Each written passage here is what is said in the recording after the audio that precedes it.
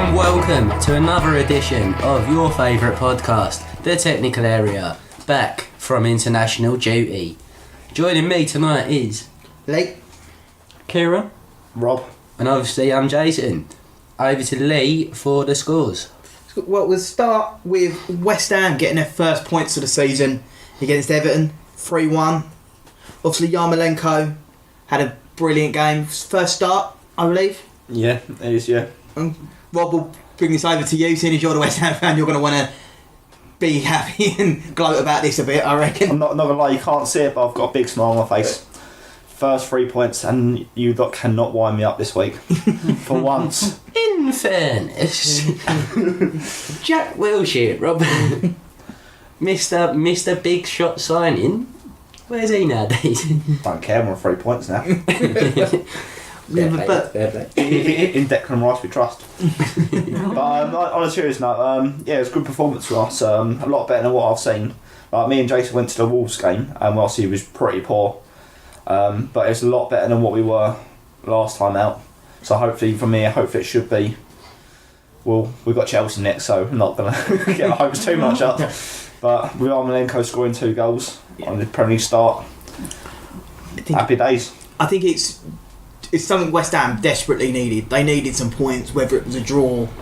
And for a game where it was a very good game of football as well, and for West Ham to win that game at Goodison Park Against the pretty good Everton side. Yeah, exactly, against a pretty good Everton side.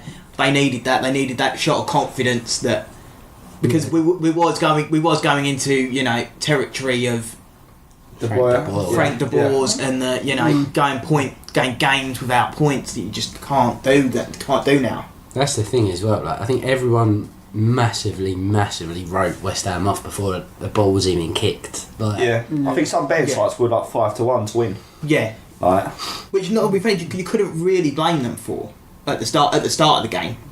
No. Everton, we don't like playing them at Goodison Park. They're like one of our bogey teams. We never do well up there. So for us to put that performance in and get 3 points, happy. But I can't start moaning. One thing we have to talk about though is Lucas Perez. Oh yeah. Well, it seems like he decided not to warm up against orders, but Yeah, and then he sort of come out and said he didn't disagree to warm up, but Antonio was sort of already warmed up, nearly ready, so he decided to go with him instead, which is very strange. As a player, surely you want to get on as many minutes as you can. I think for me, this whole situation's a bit weird because, okay, Perez has come out and said it wasn't him that chose not to warm up, he chose Antonio over himself. Which, like you're saying, for a player who, probably wrong here, hasn't featured for you this season.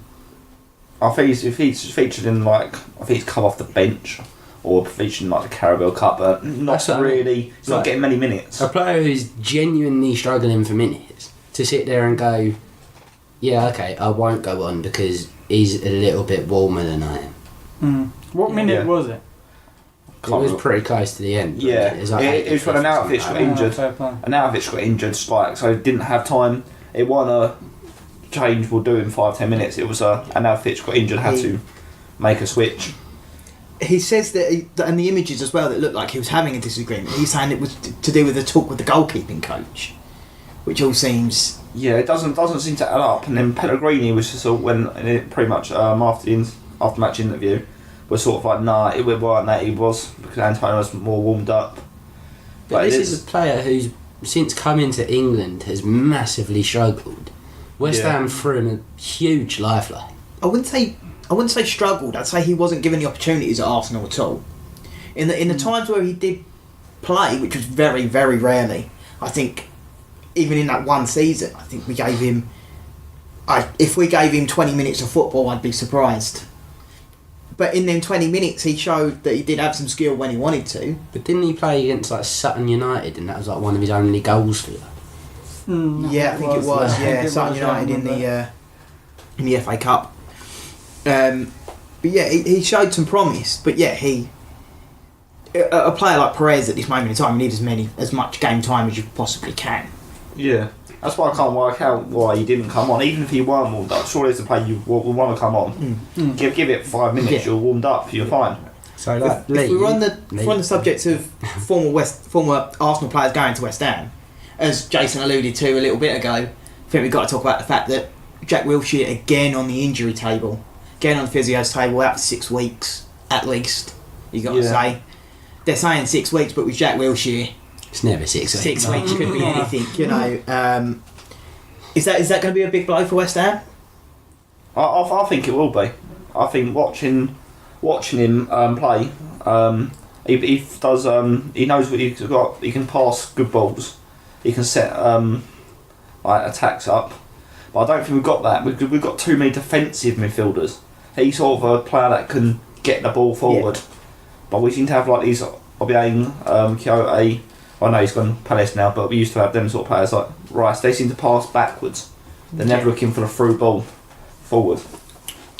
You see. Now, moving on, Chelsea beating Cardiff 4-1. Hazard hat-trick, showing again what he does to Chelsea, what he brings to Chelsea. Chelsea's still 100% now. We really have to start talking about them in the same level as we have been over the previous weeks of talking about Man City and Liverpool. Do they now go into that discussion? I think, for me, obviously as a Chelsea fan, I think Kieran asked me a few weeks ago on the podcast about would I sell Hazard at the end of the season or keep him for another year. And to be honest with you, I think he's justifying what I said in a way. When I said I would sell him, because this season he's either going to play his heart out or not at all. And he seems to be playing his little heart out, bless the little Belgian. He's absolute magic at the minute. Honestly, watching him, he's just absolute different class. Like Sarri's coming out saying he's one of the best players in Europe, which, okay, is a bit of an exaggeration. But off the top of your head, name a player at the minute who's looking sharper and...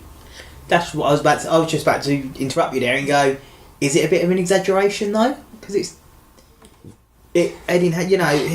shown, and not even this season really, I think he's shown over a number of seasons now that he's consistently one of the, I'd still say maybe one of the few world-class players in the Premier League right now. I'd agree with you, to be honest. Definitely agree. I think he's definitely up there with the likes of like your De Bruyne, your David Silva. Yeah, exactly. Salah. Who are the actual world-class players in the Premier League right now? He's definitely up there for me. Like, I think, again, he's showing why these big numbers are floating around for him, like the 200 million. Like, he's showing it. Exactly. But I honestly think, is he just playing well because he knows in January, if he has a good start to the season, he's going to get the Barcelona's and Real Madrid's come in with him with an offer that Chelsea won't refuse? Yeah, but it comes back to what we just said about what you said, that Hazard needs to play well. If you keep him, he plays well. It does well for everybody because he gets himself that big money move that he wants, and he gets Chelsea the results. Exactly that. Like, he's transforming our side at the minute. Yeah. But going back to the question we went off a bit on Hazard is, do we now start talking to Chelsea or to Chelsea title contenders now? I'd probably definitely agree that they are. Yeah, as long as Hazard keeps his form up, I could see them battling that with Liverpool and Man City. Yeah. Well, that is what it's listening to now. Do you think it's? Is it only Chelsea and Liverpool now that are 100%? Yeah. Only Chelsea and Liverpool now that are 100%. The only thing that worries me about it is, I think, in a way, Chelsea fans thinking, okay, yeah, we should be mentioned in that breath. We've played Arsenal, tough teams wise, and that was an Arsenal who, second game under Emery, playing a completely different style of football that, in a way, we probably didn't deserve to win. Let's face it, we both looked shaky in that game. That's what I mean. That game could have quite easily finished 6-6. Like, do you know what I mean? Like, realistically, I think a lot could be told when we play United, Spurs. When is your next difficult game? I think we've got United at the end of next month. Right. Okay. I think. I could be completely wrong, Yeah. which is pretty bad, really, from a Chelsea fan. But You do have an informed as- West Ham side next As week. you say, you know, it's not. You do have actually, which will be a good game. Saturday 29th of September, Chelsea-Liverpool. Chelsea Liverpool. There we go next week. someone's always got to go. Yeah, exactly. Yeah. Someone's always got to know. Yeah, I mean, Chelsea right now have got to be looked at as a. I think it goes to show that Chelsea are very much dependent on the manager that they bring in. Because look at what's really the difference this year, rather than one or two players We're playing attacking football. with Sarri and Conte. You know, it really does go to show sometimes that with Chelsea, it really does come down to who your manager is. Yeah, 100%. I'd agree with you, to be honest. It's like when Conte come in, went through it at the back straight away.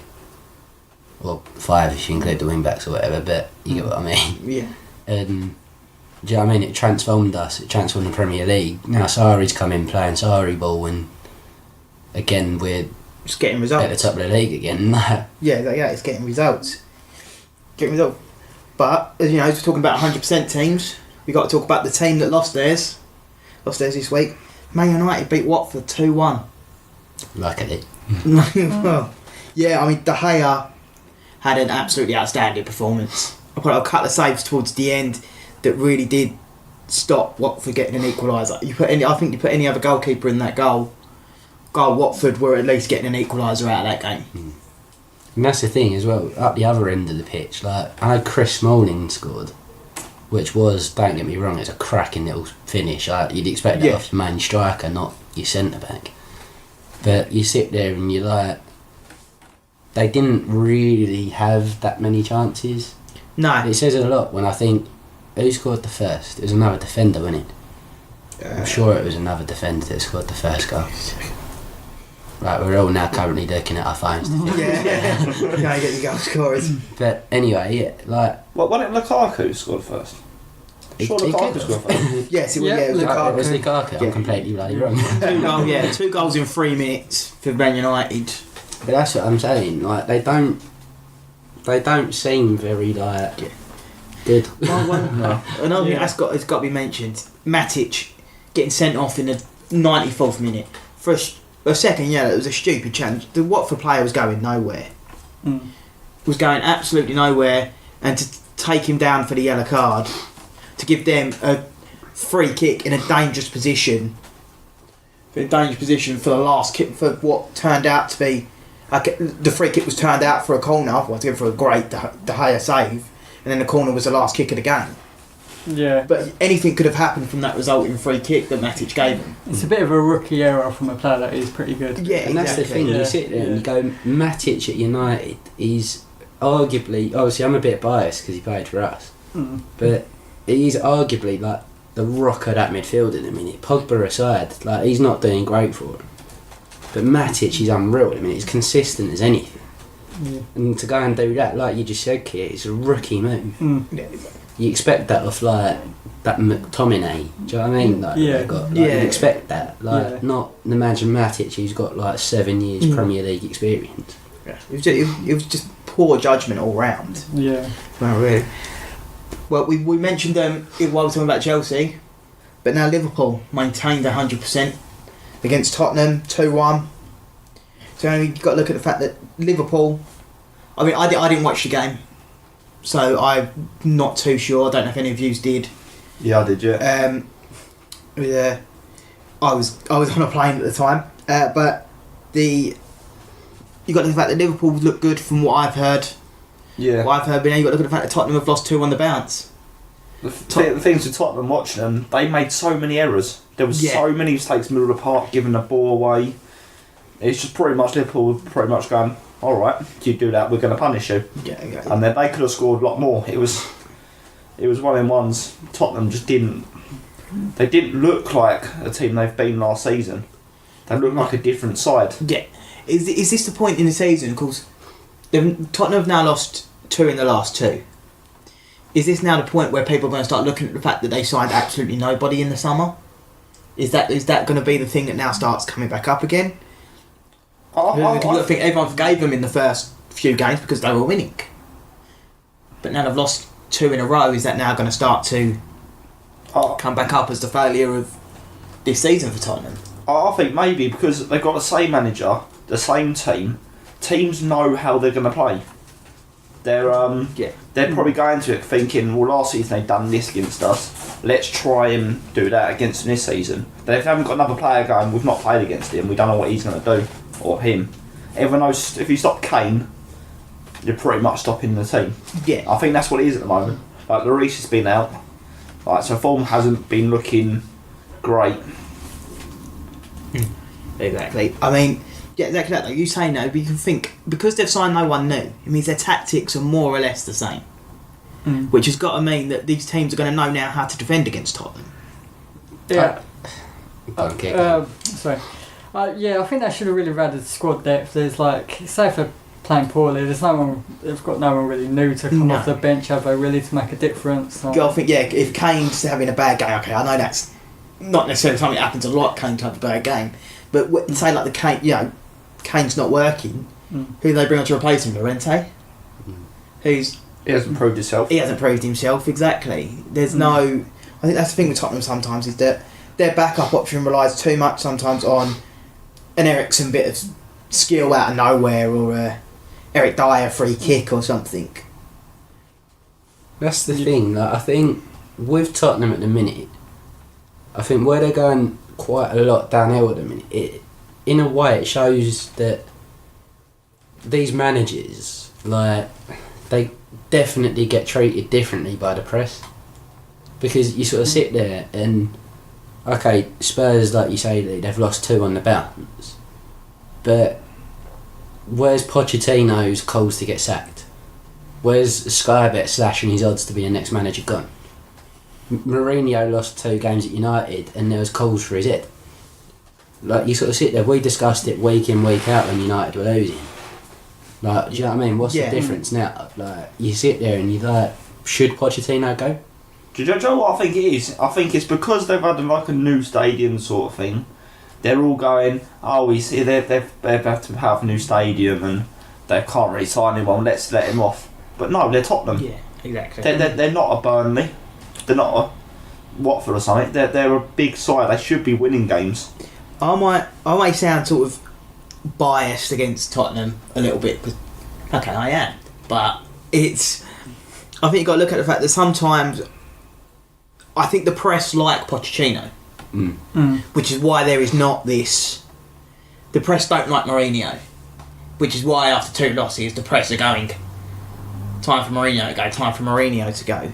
Yeah, Pochettino's a bit like the poster boy, isn't he? Yeah, exactly. He's brought all this English blood through. Yeah, exactly.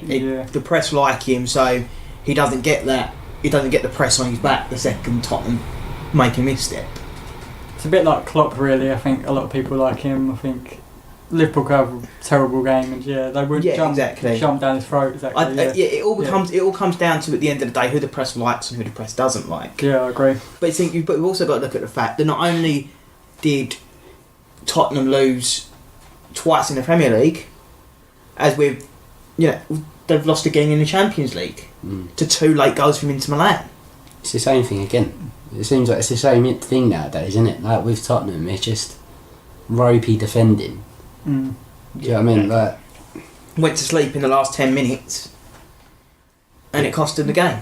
I do love I do love a good old bottle job, don't they? Tottenham, no offence. Loves it. Couldn't resist going in the bottle job. Someone had to. I mean, the goal anyway was scrappy from Tottenham's first goal. It was scrappy. Seemed like it could have been a lot better defended from Inter Milan than it was. But yeah, I mean, they just went to sleep in the last 10 minutes and allowed Inter Milan to get 2 goals. The thing is, I think something that doesn't help is the amount Pochettino's changing this defence. Like, I don't know if Alderweireld is currently injured again, but he played against Liverpool. Didn't play against Inter Milan tonight. Yeah. Like, so do you know what I mean? It's another centre-back partnership. Another change. Do you know what I mean? Do you get where I'm coming from? And then, like, I think you look at all these great teams, and sometimes the thing about normally at the heart of a good team nowadays is a solid defence, is a stable defence, is a defence that doesn't change. They have the same back four or back five every week. And if you keep changing it, it's not going to happen. Well, like what I noticed against Liverpool as well, that form in goal, he doesn't look. The defence don't really got full confidence in like Lloris. They'll be fine, they'll have full confidence, but form, they're not. Yeah. He flapped at their first goal against Liverpool. No, I definitely agree with you on that one about Vaughan. There's not that same. The defence, I think, once again, as I say about a good team always has a solid defence. I think, yeah, to throw a point, it has a solid defence and a solid goalkeeper that has. The defence has to have the trust in the goalkeeper, and the goalkeeper has to have the trust in the defence. And yeah, as you just said, the defence doesn't have that trust in Vaughan. That is true, to be fair. Yeah, you sort of sit there and wait, didn't you? And you wonder, like, is that the issue? Is the issue the fact that it might not actually be Harry Kane's the main man? Is it actually Lloris? But they're not letting in those goals. They're not letting 3-4 goals in the game. They only let like 1 or 2 goals in. So they're not doing too bad at the back. So, but then you sit there was a stat at the weekend that during the Tottenham-Liverpool game, like, Vaughan, it was his first Premier League appearance since 2016. yeah. Like, Yeah. it's crazy. So to chuck him against a big side like Liverpool, his first game, It's mad. with a different defence, it's a bit. Exactly that. You're all Right. asking for trouble. Moving on ever so slightly, the Champions League final's been announced this week, or semi-announced as such, that it's being proposed to be in New York in 2021. Yeah, there's increased paper talk because normally by now you know where the final's going to be. They've already announced, like they announced it 3 or 4 years out where the final's going to be in wherever, and there's yet to be an announcement on the 21 final, with heavy newspaper rumours linking it to New York, to go to New York City. First time out of Europe. I think from now, as soon as if that happens, I think we'll start to get a lot more being abroad. Like MLS has been getting a lot bigger. Like you're having all different games in different, like it's Italy, Spain. All them games have been going to be over America soon. Like a couple of games a season. I think, let's see, you've already got that deal with La Liga taking a game out to America every year for the next season. You sit there and go, if this is going to happen, this stuff is going to happen more and more. It's a thing now of these companies that want to come in and want to try and bring these big theatre piece football matches to America, try and make them as big as possible. I mean, they have, some of the biggest stadiums in the world in America right now. Like, I know for a fact there's a stadium in, I think it's West Virginia, or somewhere like that, that when they fill it, actually becomes the biggest city in the state. Just the stadium on its own. So if they think they can fill out these stadiums for a Champions League final or a La Liga or El Clasico or something. For me, like, I think it takes the fans out of it. Like, I know it sounds stupid, but it's like the Champions League final. Right, not so much for me and you, Lee, but for you two. Like, lads, West Ham, say 5 years down the line, 6, 7 years down the line, you finish top 4, get the Champions League, you get all the way to the final, showpiece event, best night in your history, and you now have to fly out to New York City to go and see that. Yeah, it's a bit of a trek. You're not going to have the chance, are you? When you sit there going, that's what, £1,000 each way on flights alone? Yeah. Plus the extraordinarily high hotel prices on that night. Yeah. Like, you sort of sit there and you go, okay, when it's in like Kiev like it was last year, okay, yeah, Ukraine's still a bit of a trek, but it's not over the Atlantic, is it? Like, There's other ways you can get there. You say about the fans though, the only thing I can think of, like, sort of counteract that a little bit, is the fans are being taken out of it a lot already. Yeah. You got to look at the fact, I think with the Kiev final, I think both sets of teams got like 10,000 seats each for fans, maybe even less, and the rest of it all went to corporate seats. Yeah, that's a lot now. Even the World Cup is like a lot of corporate seats and. Yeah, exactly. You know, it takes a lot of time. Are out of it already. It's. I mean, I'm fully against this because I think it's a European final. Mm-hmm. So it's the best teams in Europe. If this was a club World Cup, It'd be different. Yeah. they'd be different. But it's not. It's the best teams in Europe. So surely It's like having the the final should Super be Bowl in at Europe. Wembley. Yeah, exactly. Yeah, Yeah, it's- it's Bowl in Wembley. It's Exactly. not that. going to happen. No, especially there's no MLS teams in the Champions League. I don't know. No, yeah, so exactly the whole that. point of it being in America in the first place. Yeah. I don't. And the thing is, because I don't agree it's with going it. to be different times over there because Yeah. obviously the time difference and which I don't know how much. I think they're like 8 hours, 6 hours. It depends. I think New York's about 5 hours. I think 5-6 hours, Yeah. something like that.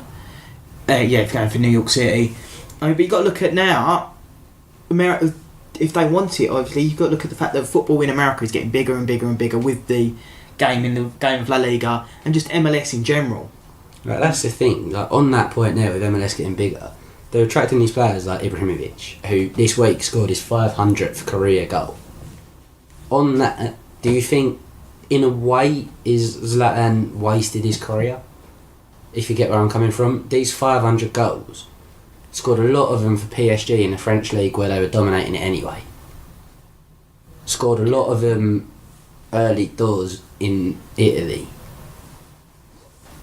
Okay, come over here, scored a few for United, scored a few for Galaxy, whatever. Has he wasted to some extent? Obviously, he's not won a Champions League in his career. Should he have stayed in Europe longer? Should he have gone to a bigger club sooner, maybe? I think the thing is, Ibrahimovic, I think, has got to go down as. I think one of Ibrahimovic's main problems, so to speak, is that he's been around at the same time as Ronaldo and Messi and players like that. If he hadn't been around during Ronaldo and Messi, he goes down as, you know, the best player of a generation almost. But it's because he came around in these times, and I think a little bit to your point in that the fact that he didn't really stay in too long at any one club to sort of go down as a legend for that club. He goes down as a legend for football in general. But you look at the thing that Cristiano Ronaldo is going to go down as a legend at Real Madrid. Messi's going to go down as the greatest player in Barcelona history. Ibrahimovic didn't stay at one club long enough to get that. You got to think like he spent what? How was it at PSG? And he had 4 years. I think pretty much like the longest he was at a club. Yeah. Like he spent like a season at AC Milan, 2 or 3 seasons at Inter Milan, I do see what you mean. 2 about seasons at Barcelona. He doesn't. his career's sort of been weighted like most of his goals are sort of, they're not as what's the sort of word, like scoring in the French league is probably not as good as scoring in the Champions League. His goals are sort of accumulated over sort of less valuable leagues. Yeah. Sort of thing. But I mean, still 500 goals is nothing to be sniffed at. No. And when you look at some of the goals, they have been out of this world. Yeah. I mean, you look at that 500th goal that he did score at the MLS. That was It's crazy. Yeah, it was crazy. It's one of them goals that you go, who else could have scored that? There are, as we've been saying, there are probably only 3 players that could score that. And they are Ronaldo, Messi, and Ibrahimovic. No, Kieran, Zaha, press conference. You had a point about this. Yeah, the man. He's complaining that the referees don't protect him enough, and to be fair, I agree with him. Some of the tackles that players do on him, and they sort of get away with it, get a yellow. As soon as he sort of retaliates, clips someone, and he's booked. Well, a lot of people compare him to Hazard. Do you agree? Like, To some they're extent, not protected enough. to some extent, I do see where you're coming from. Yeah. He's one of these sort of tricky-footed wieners that gets clattered a lot. But to say he gets unfairly treated by referees is a bit far. There's a bit of a Mourinho comment in it, like. I can see his point though. I do believe I obviously watch him week in, week out, and He does get clipped quite a lot. Like, yeah. I think the Funny. problem is though with like press conferences, when you come out in these press conferences, especially when you want to talk about the fact that players going in too hard on you, and it is a solid point like when he makes it and stuff, but he immediately gets chastised in the press for being soft and being people are all part and parcel of football. But really, these players do have a point when they say these things. If the ref's not going to call them up on it, then surely something's got to be said. But the second they do, they immediately get handed on press being soft, and you'll get teams like Stoke and everybody who I don't know a bad example because they've been relegated, but teams like that who sort of rely on that style of football, that style of he ain't gonna like it when we go in a bit hard on him. Yeah. Well, like Huddersfield, they were kicking him all over the place, and you think, to be fair, it's, most of the time it's their tactics though, because if you're playing Crystal Palace, he's the main man. You're going to take out the main three. Exactly, yeah. So what do you think, Rob? Well, right, so I agree with what you're saying here. But I don't know. It's one of those because you know, like Lee said, when you play teams like Stoke and Huddersfield and that sort of thing, they're going to be tackled hard. But yeah. Right, so moving on again. Do we think, right, this is going back to the international break that's just passed us by, thankfully. There was a big story that came out about young Declan Rice, the West Ham player. This question, we're going to go to you first, Rob. He is currently in a bit of a tug of war between Ireland and England. Played at every age level for Ireland, other than seniors obviously. And now we're sort of sitting there going, fancy coming over and playing for England. Do you think players like that should be allowed to do that? No, I don't. I don't think so. I think as soon as you play for your country at any level, I think that should be it. I think you should play for them, like, unless there's a really big reason why you need to move. But I think no, as soon as you play, especially if you get to the under 21 level as well, then that's the one step. That's basically like going from the reserves to the first team. So I think as soon as you get to that point, you shouldn't be allowed to move on. Don't know what you think, Kit? On to Lee, sorry. Yeah. No, I think every. Because I'd say to you, Kit, that to be honest with you, mate, that Zaha had a bit of a similar thing. Yeah. Didn't he? Like with Ivory Coast in England, obviously. And that was a bit different because I believe he did represent England at that level. He did, yeah. But funny enough, it was Roy Hodgson that didn't actually select him, funny enough. I think, if I'm right as well, Alex Iwobi had something similar where he represented England at certain levels and then ended up playing for Nigeria. Yeah. I think it goes down to, like, I agree with what you said there, Rob, when you said that maybe, you know, sort of schoolboys and under 18s is something a bit different. But when you start getting into your under 21s, your under 23, once you get to the under 23s, you've really got to start thinking about what do you do with the, like, that is basically the senior squad now. That is serious football. You're basically the reserves getting called up if someone gets injured, sort of thing, that sort of stage. The thing you've got to start looking at is, as well, not only the players that get caught up for being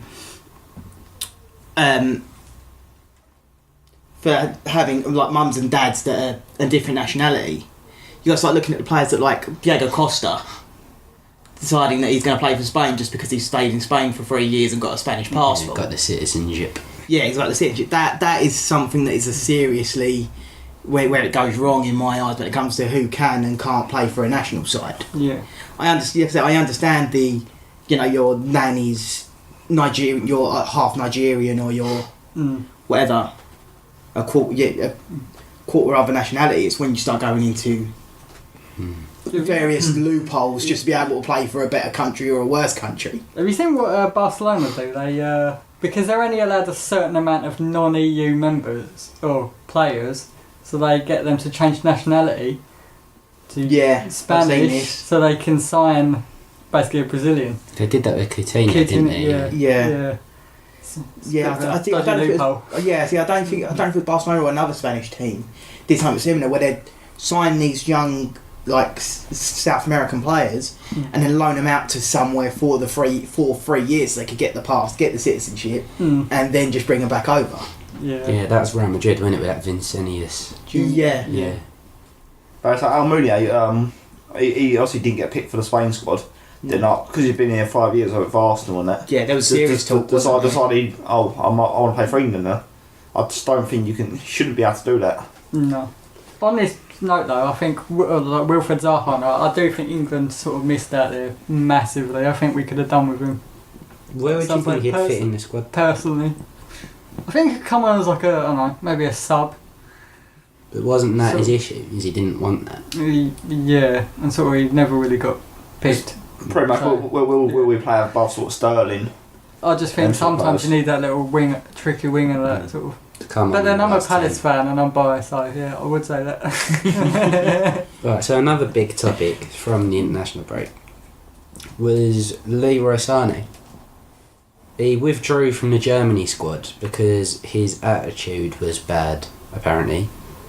Guardiola's already come out and said that he's got the ability and the potential to be a world-class player if his attitude was better. There's a lot that's been said about this. Like, is it where he's sort of been thrust into the limelight at such a young age? Because you got to think the lad's only, 20, 21? Yeah, something like that. Like, should there be maybe a salary cap for younger players? Before we start talking about that, I should say that I think sometimes a lot of these things come to do with the German national team recently have been a lot on sort of being very, what's the word I'm looking for? Democratic, very... Excusey. Yeah, excusey. Like you got the whole thing that happened with Ozil.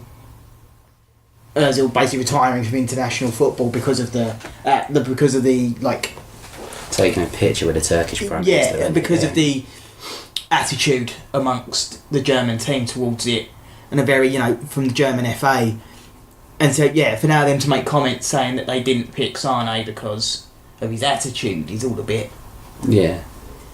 But do we think that, because obviously it wasn't just the Germany squad, Pep Guardiola has come out and said the same thing. Do you think maybe, like we was discussing, a salary cap could be a good shout for obviously players under age of some sort of age? The thing you got to look at is, as they say, that these players come in with these players nowadays are coming in and earning big money at 16, 17. They're already on. By the time they reach 16, these players like Sane, like I think you're thinking of Mbappe at 16, 17, these players are on like... Pretty much millionaires already. Yeah, millionaires already by the time they reach 18. But I've always been one that's been thoroughly against salary caps at any level with football. Primarily because I just think football teams are a business at the end of the day. And if you're going to put a salary cap on football players, then you've got to put a salary cap on every job out there. I do think though, if he has got an attitude problem, he does need to sort it out, otherwise he'll end up... Oh yeah, definitely. Like Ben Arthur and Balotelli and all that lot, he'll end up down there, won't he? So, yeah. Okay then. Right, so Rob, I know you've been dying to talk about this. A ex-Premier League football player, as such. Well, what can I say? Tim Howard has taken over Dagenham Redbridge. At first, I don't know how this happened, but I'm not moaning. They also own the team, the consortium, whatever that Tim Howard's a part of, that bought Dagenham. They also own an MLS second team, don't they? Yeah, no, baseball teams over there as well. So there's quite a lot of sports teams in America. One of the guys owns the Yankees, didn't he? Yeah, he's got like a massive share. Yeah, I think he's got a big share. Which is it seems like these guys have a lot of money to invest in a National League side. Yeah, but like I heard like Jason said he reports that they tried to take over Villa, and obviously the Chinese people they took over instead. Yeah, but to come after a National League club, what's going on here, sort of thing. Yeah, exactly. They could have taken over a League One, a Championship side. Yeah, exactly. Like Rob was just saying, it was in the papers that they tried to they tried to buy Aston Villa before they got ridiculously outbid.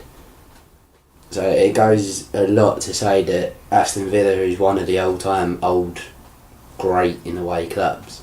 You've got to look at the fact that, okay, yeah, these owners might come in with new money and new everything, but at the end of the day, it still makes them a national league. They're still a national league side. You're still not going to be able to attract the massive good players. But again, saying that, you've got Billericay Town that still managed to get Jamie O'Hara and Jason Pennant. Paul Konchesky. Yeah, chuck enough money at it, all the problems go away. Yeah. When does financial fair play, is it come into play? Is that League 2? I think it's League 1, isn't it? Or is it League 1? Yeah, something like that. Because I think they just think there's no point implementing it for the League 2s and Yeah, that's the problem. Yeah. If you chuck a load of money at something, eventually you get bit on the bottom. Well played. I've done well there, to be fair. I'm impressed with myself. You should be. Right, so wrapping this up, on that topic I suppose, the feature for this evening's, afternoon's podcast, whatever time you want to call it, what former player would you want to buy or manage your club? I think for me, I'd want Di Canio. So what, buy or manage? Well, both really. By buying, he knows what to do. Player owner over there. But as a manager, he'd say what he thinks to players. He wouldn't give any crap to them. He'd basically just go in and just say what he thinks. So yeah, for me, Di Canio. But to be fair, we are better than any others we've got at the moment. That Olympic Stadium move, don't like that. It's a good stadium, Rodney. That was cracking. Good view from my seats. It's a good view everywhere in that bar, mate. Yeah. Couldn't emphasise the beers. Yeah, the beers, Rob, the beers. What about you, Keir? Oh, you don't want to manage or... Don't know. Absolutely anybody. It's got to be Will Finnett, surely. Just South London, in and out, yeah. What, so after he finishes playing, leaving?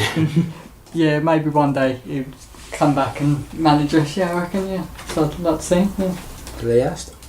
Well, I think I'm going to go with one that I think could actually probably buy us out of his own money now. Matteo Clemini. You got to think he's worth. I think his company's worth over $1 billion, isn't it? I think. Yeah, he's doing the old nuclear stuff. Yeah, like nuclear energy stuff. That like, $1 billion. I think he's the only player nowadays that could buy without a consortium. Could buy a club. Yeah. So easy decision there for me. What about you, Jace? Pretty obvious, to be honest. Either Big JT or Frank Lampard. Do you know what I mean? Do alright at Derby. Will inevitably sack Sarri. Come join, lad, come join. Do you know what I mean? I think it's written in the stars in a way. But, yeah. Lampard with JT as his assistant.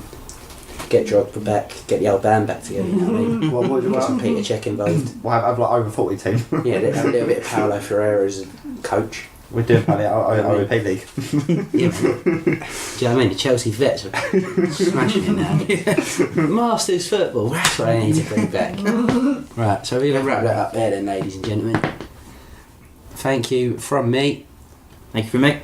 Thank you from me. Thank you from me.